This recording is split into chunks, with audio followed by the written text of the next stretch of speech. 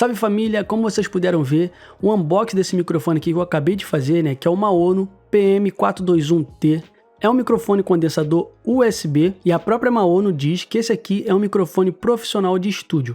Como nós sabemos que hoje em dia tem muitos microfones USBs aí de muita qualidade, e esse aqui da Maono acaba também que é um microfone de muita qualidade com áudio muito claro. Como eu sempre digo, muitas pessoas acabam tendo muito problema com o microfone condensador USB, porque dizem que talvez não tenha uma qualidade tão boa, porém esses microfones aqui USB, a vantagem que eles têm, que é só você conectar diretamente na porta USB, seja do seu notebook ou do seu PC, ele vai instalar porque a maioria é plug and play e você vai começar a gravar sem problema nenhum. E esse microfone aqui, na frente dele, ele tem um knob que você vai estar controlando aí o ganho, o volume de compensação do seu áudio, né? Então, ou seja, se você colocar um ganho mais alto, você quer falar um pouco mais baixo, ele vai pegar o seu áudio com muita facilidade e bem claro.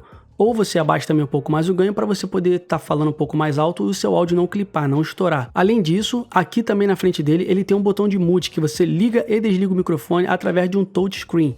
Então basta só você clicar, a luz ficou verde, está gravando, clicou de novo, a luz ficou vermelha, parou de gravar. E isso é muito bom, porque você pode estar deixando o seu microfone parado no canto e você pode desligar ele ali sem precisar ficar desconectando do cabo nem nada. Então essa foi uma vantagem que eu vi também muito grande nesse microfone aqui. E agora também eu estarei deixando na tela para vocês aí as especificações do microfone, e como vocês podem ver, ele tem uma frequência de resposta aí de 20 Hz a 20 kHz, ou seja, então ele pega todas as frequências que o nosso ouvido consegue escutar. Além disso, ele tem um sampling rate de 192 kHz e 24 bit depth. Então ele funciona dessa mesma forma que vocês estão vendo aqui, tá? Por mais que ele tenha essas gradezinhas aqui também na parte de trás e em cima, ele só capta o áudio que é falado aqui na frente dele. Então é isso, mais pra frente eu irei trazer um review muito mais amplo, testando totalmente a qualidade dele, seja uma música do jeito que vocês quiserem aí, eu estarei trazendo um vídeo falando mais ainda sobre esse microfone aqui.